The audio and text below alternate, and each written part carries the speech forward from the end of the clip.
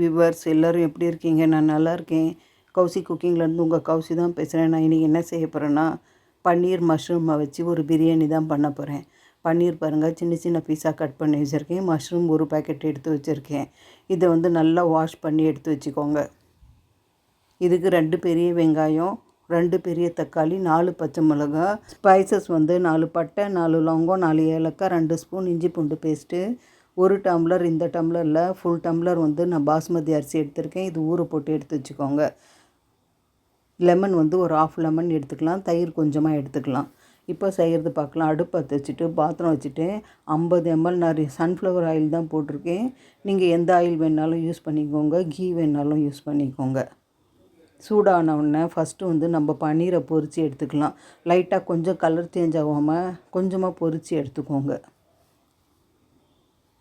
Flame கொஞ்சம் ஸ்லோவாக வச்சுட்டு சிம்மில் வச்சே பொரிங்க.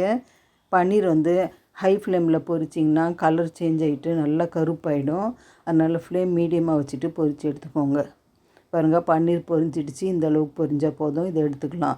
இந்த மாதிரி பொரித்து பிரியாணியில் போடுறதால பன்னீர் உடையாமல் வரும்.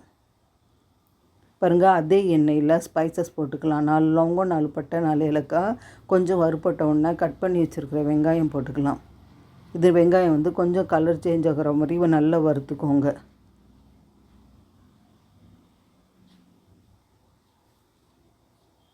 இதிலே 4 பச்சை மிளகா போட்டுக்கிறேன். காரம் உங்களுக்கு பிடிச்ச மாதிரி போட்டுக்கோங்க. நல்லா கலந்து விடுங்க. இந்த வெங்காயம் கொஞ்சம் கலர் சேஞ்ச் ஆகிற வரைக்கும் நல்லா வதங்கட்டும். பாருங்கள், ஓரளவுக்கு நல்லா சாஃப்ட் ஆகிடுச்சு வெங்காயம். இப்போ இதில் இஞ்சி பூண்டு பேஸ்ட் 2 ஸ்பூன் அளவுக்கு போட்டுக்கலாம்.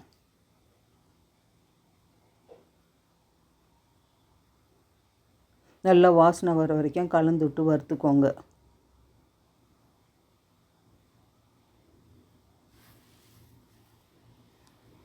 இஞ்சி பூண்டு பேஸ்ட் வறுப்பட்டுருச்சு. இப்போ கட் பண்ணி வச்சுருக்கிற தக்காளி போட்டு நல்லா வதக்கிக்கலாம்.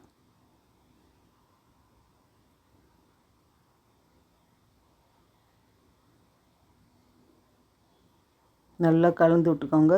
தக்காளி கொஞ்சம் சாஃப்டாக நல்லா வதங்கட்டும். இதில் கொஞ்சமாக நான் உப்பு போடுறேன். கடைசியாக செக் பண்ணிவிட்டு மீதி உப்பு போட்டுக்கிறேன்.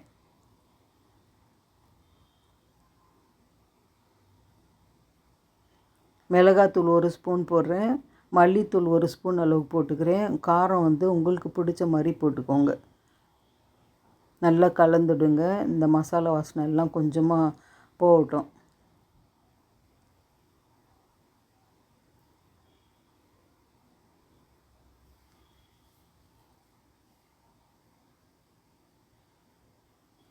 தக்காளி நல்லா சாஃப்டாக வதங்கிடுச்சு. இப்போ நம்ம கட் பண்ணி வச்சுருக்கிற மஷ்ரூமை போட்டுக்கலாம். மஷ்ரூம் பாதி பாதியாக கூட நீங்கள் போட்டுக்கோங்க. பொடியாக வேணாலும் கட் பண்ணி போட்டுக்கோங்க. நல்லா கலந்துடுங்க.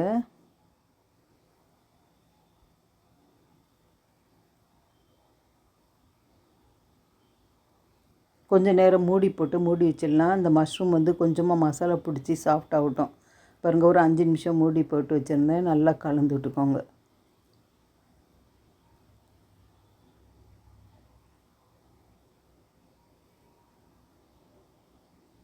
இப்போ இதுக்கு தயிர் நான் எடுத்த கரண்டியில் 1 கரண்டி அளவுக்கு போட்டுக்கிறேன்.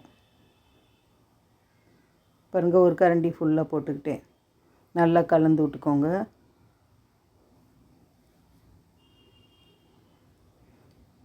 புதினா கொஞ்சம், கொத்தமல்லி கொஞ்சம் வாஷ் பண்ணி வச்சுருக்கேன். அதை போட்டுக்கலாம்.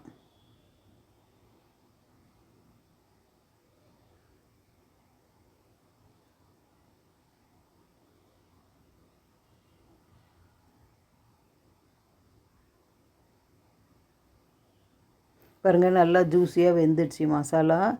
இப்போ நம்ம ஊற வச்சுருக்கிற அரிசி தண்ணி நல்லா வடிச்சிக்கோங்க. வடிச்சிட்டு போட்டுக்கோங்க.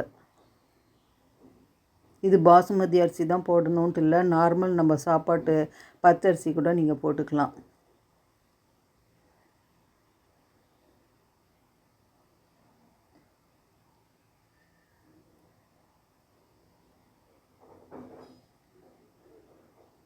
நல்லா கலந்துடுங்க அரிசி.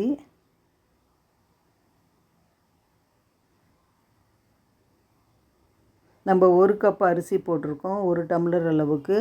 இதுக்கு அதே டம்ளரில் 2 டம்ளர் அளந்து போட்டுக்கோங்க தண்ணி.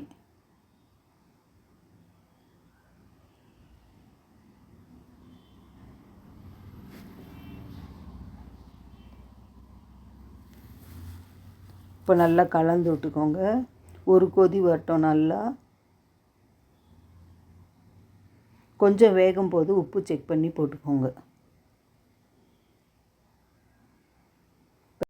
பாருங்கள், இப்போ நான் உப்பு செக் பண்ணிவிட்டு கரெக்டாக போட்டுக்கிறேன். நல்லா கலந்து விட்டுக்கோங்க. நமக்கு உப்பு டேஸ்ட் பார்க்கணுன்னா, இப்போ இந்த தண்ணி இருக்குது இல்லையா, இந்த மசாலா தண்ணி, அதை நம்ம டேஸ்ட் பண்ணோன்னா உரைப்பாக இருக்கணும். அதுதான் கரெக்டான மெஷர்மெண்ட்டு. பாருங்கள், ஒரு 5 நிமிஷம் மூடி போட்டு வச்சுருந்தேன். நல்லா இப்போ கொதிக்க ஆரம்பிச்சிருச்சு பாருங்கள். இப்போ வந்து ஒரு 1/2 லெமன் அளவுக்கு ஜூஸ் பிழிஞ்சிடலாம்.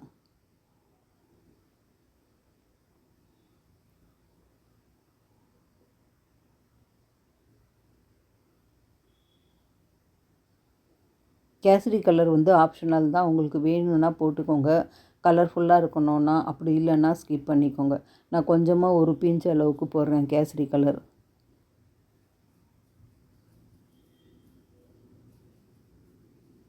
நல்லா கலந்து விட்டுக்கோங்க. இன்னும் நம்ம பன்னீர் போடலை பாருங்கள். இந்த ஸ்டேஜில் பன்னீர் போட்டுக்கலாம். பாதி அரிசி வேகும்போது பன்னீர் போடுங்க.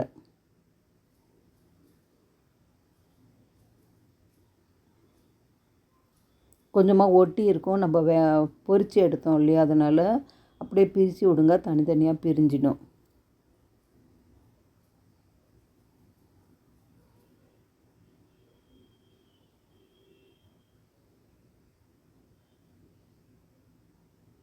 இப்போ கடைசியாக கொஞ்சம் ஒரு 2 ஸ்பூன் உங்களுக்கு நெய் வேணும்னா, உங்களுக்கு நெய் ஸ்மெல்லோடு வேணும்னா 2 ஸ்பூன் ஆட் பண்ணிக்கோங்க கடைசியாக.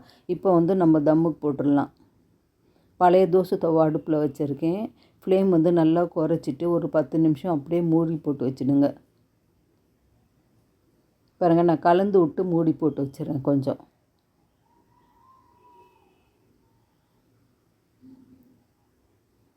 பாருங்கள், இப்போ ஒரு 10 நிமிஷம் மூடி வைக்கிறேன். ஃப்ளேம் வந்து ரொம்ப கம்மியாக வச்சுக்கோங்க, சிம்மில். பாருங்கள், நல்லாவே தம் ஆகிடுச்சு. பாருங்கள், ஒரு 10 நிமிஷம் தான் வச்சேன். தண்ணி எல்லாமே நல்லா ட்ரை ஆகிடுச்சு. மஷ்ரூம் பன்னீர் பிரியாணி சூப்பராக ரெடி ஆகிடுச்சு. அவ்வளோதான், சர்வ் பண்ண வேண்டியது தான். இதை வந்து நம்ம ஒரு பவுலில் வந்து ட்ரான்ஸ்ஃபர் பண்ணிக்கலாம்.